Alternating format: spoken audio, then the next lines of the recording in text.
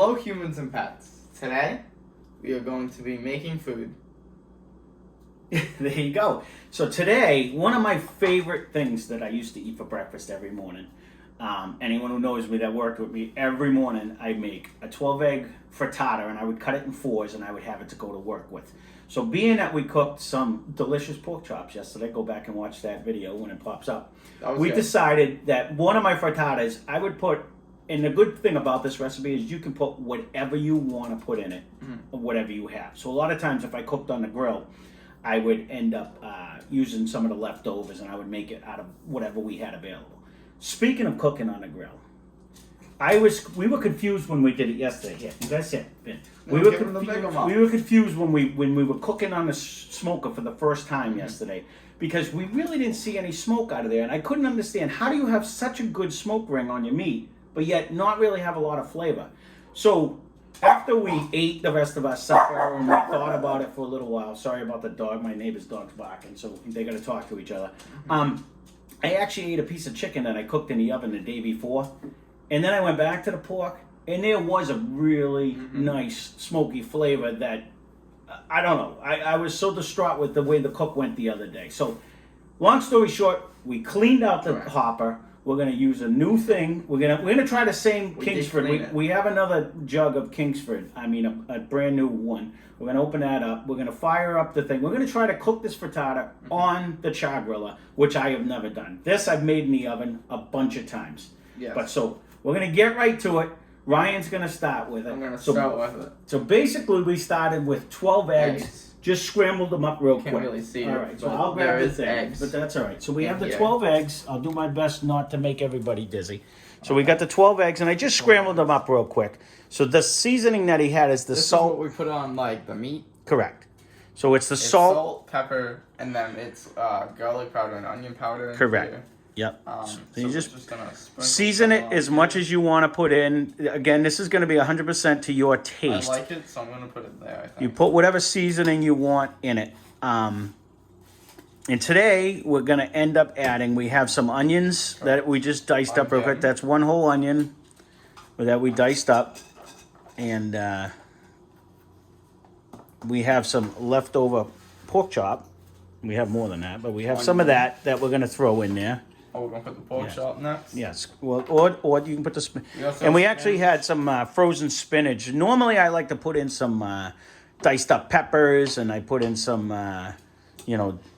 whatever I have. Sometimes I throw in broccoli. Sometimes this time we just happen to throw in spinach. Runaway pork chop. And yeah, that one's for your mom.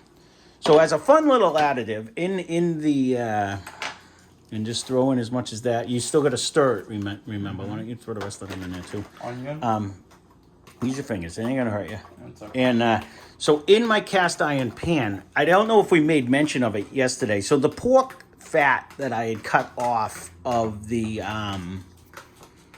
pork chops that we had the other day, I actually threw it in the smoker, and I rendered it down. And that's what's in this mason jar right here. I screened it. And then I'm gonna try using it as the lard for the base of it and add more flavor. It actually smells. Just make sure you're gonna be able to stir it right. Yeah. It actually smells like bacon. It actually smells really good. So we're gonna throw that in there. And basically, you mix up. You can make this. You can make this with anything. With any amount of eggs, depending on what you do. I've always made a 12-egg one because the frittata pan that I had was you're gonna overflow now, Ryan, when you mix that in. You do realize that, right? Yeah, so you need to stop putting that in. But all right, so we're gonna mix this up. We're gonna get it all stirred in. He's gonna try without making a humongous mess. And we're gonna end up putting this. I'm gonna go outside. We're just gonna fire up the smoker. We're gonna get it to 350 degrees. Now, normally this in my oven, depending on the size of the pan, and the pan varies. When I had my frittata pan before, it smashed on the floor into a million pieces. It used to cook 350 degrees for about 50 minutes. I use a different size pan now. It's 350 degrees for about an hour. We're going to fire up the smoker. They say you can use it like an oven. We're going to try to do it, the same thing. I'm going to put it in 350 degrees. We're going to check it like in 40 minutes just to check, maybe even a half hour just to see how good it's coming along. And that's that. So we'll be So back we'll see you once when the we put it in. yeah, once the smoke is up to temp. We'll bring you back in. Hello, we're back. We have it preheated to 350. Yes. It took about like a half an hour, 40 minutes, somewhere around there. So and we didn't use the turbo this time because last time we had a little issue with that. So anyone who has a Char-Griller, I'm just curious. If you do have one, leave a comment down below. Yes. I don't mind waiting a half hour. I Yeah. don't mind waiting 45 minutes, but I've seen a lot of people that use this grill and say it gets the temp really fast.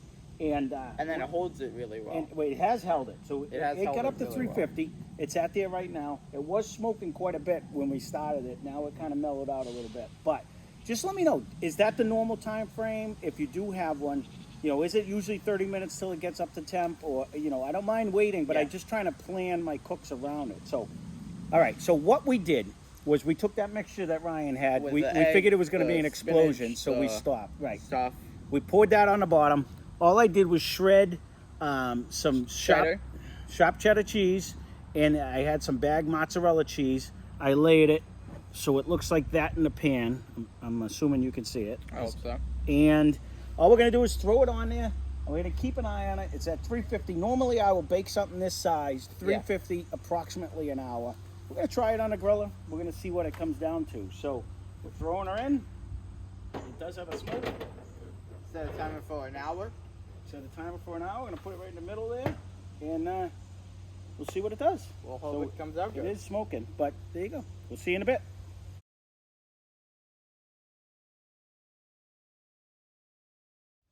Welcome back. Hour and 10 minutes later. Took approximately an hour and 10 minutes later. Ryan took a real quick close-up of it when it first came off. Basically what I like to do, and again, I didn't temp it, I didn't do anything. We're guesstimating that this is done. So we're going to find out when we cut it. It wouldn't be the first time.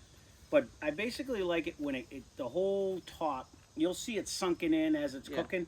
So once the whole top is nice and coated and it gets, I like the cheese to have a little crunch on it like it has. Like I like a little of it on the top. The to nice get crispiness. A little crispiness. So, and I haven't used this cast iron pan in quite some time because we don't end up using it in the house. So we're going to see what it comes out like. But again, this was one of my favorite. I'm just going to go around the edges, try to loosen it up a little bit in case it's stuck. And one of my favorites to do with a lot of leftovers. So I really wanted to see, is it better on the smoker? Because this is something, anyone who knows me, I wanted to hold my pan. I don't think the pan's going to move, but this is something I eat every day at work. And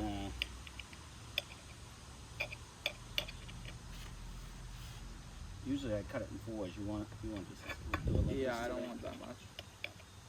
You can have this little piece over here. Okay. And cut it like this, almost like a pizza. Like a pizza. Like a pizza. It looks pretty good. We'll have to see. Let's get a side view. Let me see if I can get the little one out first.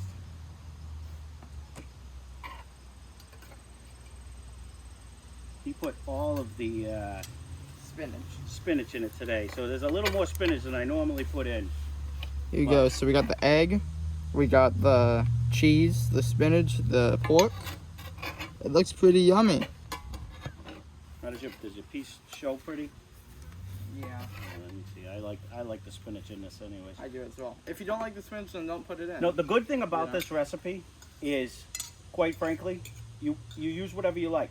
So if you like an omelet that has the my little steak piece fell out. So you showed the cross piece, and if you like an omelet that has onions and peppers and ham, then you use whatever you have. A lot of times I use whatever meat I cooked on the grill, and it's probably very hot. We just took it out. So as a recap, in it, this one just happens to have, we made it with a dozen eggs. Onion. We chopped up a whole onion, diced it up nice. We used a frozen bag of Spinach. I would have used fresh if I had it, but we didn't have it, and then wilted down a little bit, but we didn't have that, so we used a bag of frozen onions, salt, pepper, onion powder, and garlic powder, and then I just mix it all together. With the pork that we cooked with in the the pork. last video. Correct, of with this the pork. adventure. Right, thank you for correcting. And then the topped it with Cheese. mozzarella cheese And cheddar. cheese. And my neighbors are walking. I apologize for the dog, but let's try it. Let's see what it tastes like. I just ate a piece of spinach that was on the bottom. I just wanted to see. Is it super hot? It's Yeah. nice and cheesy. That's what I like about It's these. cheesy and hot.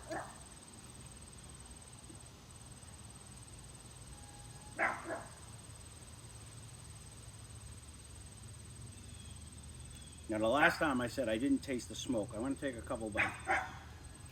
I was totally wrong. What I did come to the realization, because I couldn't figure it out, is there is a distinct difference in flavor of the smoke from a smoker compared to when you cook directly over charcoal and the drippings are coming on.